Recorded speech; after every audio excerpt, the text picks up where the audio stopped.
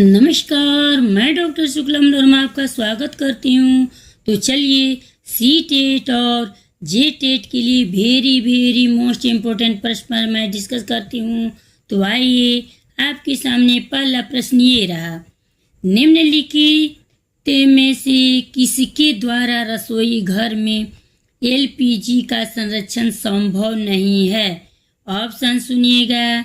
ए है दाल को पकाने से पहले कुछ देर भिगोना, बी है प्रेशर कुकर में खाना पकाना, सी है खाना पकाने के लिए गैस जलाने से पूर्व सब्जियों को काट कर रखना, और डी है धीमी आंच पर खुले बर्तन में खाना पकाना। चलिए बताइए, इस प्रश्न का उत्तर मैं बता रही हूँ, डी सही है, धीमे आंच पर खुले बर्तन में खाना पकाना। चलिए अगला प्रश्न आपके सामने ये रहा, 19वीं शताब्दी के मध्य में ब्रिटिश इतिहासकारों ने भारत के इतिहास को 3 भागों हिंदू, मुस्लिम और ब्रिटिश में बांटा। यह विभाजन किस आधार पर किया गया। ऑप्शन सुनिएगा। ये है शासकों का धर्म ही केवल महत्वपूर्ण ऐतिहासिक परिवर्तन था, बी है उस समय कई महत्वपूर्ण विकास हुए, सी है यह विभाजन उपमहाद्वीपों की समृद्ध विभिन्नता के पक्ष में था, और डी है यह सामाजिक और आर्थिक संगठन के हुए परिवर्तन दर्शाते हैं। चलिए बताइए, इस प्रश्न का उत्तर मैं बता रही हूँ, ये सही है, शासकों का धर्म की ही केवल महत्वपूर्ण ऐतिहासिक परिवर्तन था। अगला प्रश्न आपके सामने ये रहा, मनसबदार एक प्रकार की ग्रेडिंग व्यवस्था थी जिसका प्रयोग मुगल डैश निश्चित करने के लिए नहीं करते थे।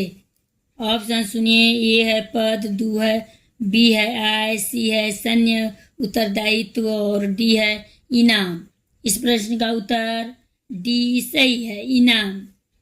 अगला प्रश्न आपके सामने ये रहा, गुजरात में सूरत पश्चिमी व्यापार का एम्पोरियम था तथा इसे मक्का का मार्ग भी कहा जाता था, क्योंकि ऑप्शन सुनिए। ये है यहाँ से कई यात्री जहाज जाते थे, बी है यहाँ सभी जातियों और धर्मों के लोग रहते थे, सी है पश्चिमी एशिया में सूरत के कपड़ों का एक बाजार था, और डी है यहाँ पर कई चुंबकीय बिल्डिंग, अति सुंदर मनोरंजक पार्क थे।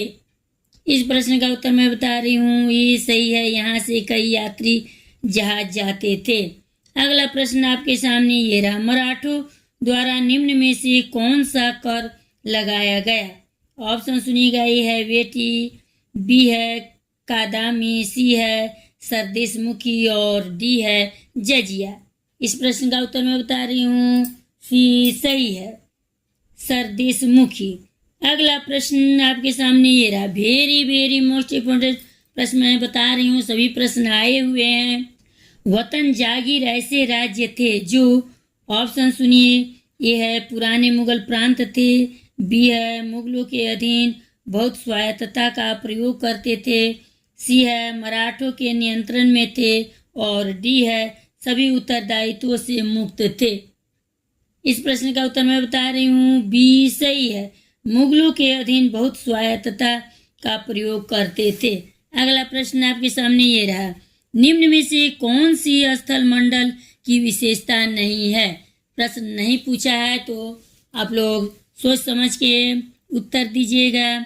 ए ऑप्शन है यह खनिज संपदा का एक स्रोत है, बी ऑप्शन है यहाँ कई प्रकार की भूमि के प्रकार पर पर्वत पहाड़ मैदान है, सी ऑप्शन में भूमि प्रकार महाद्वीपों और समुद्र तल पर पाए जाते हैं, डी ऑप्शन है यह अनेक प्रकार के जल स्रोतों तथा जल मंडलों से युक्त है।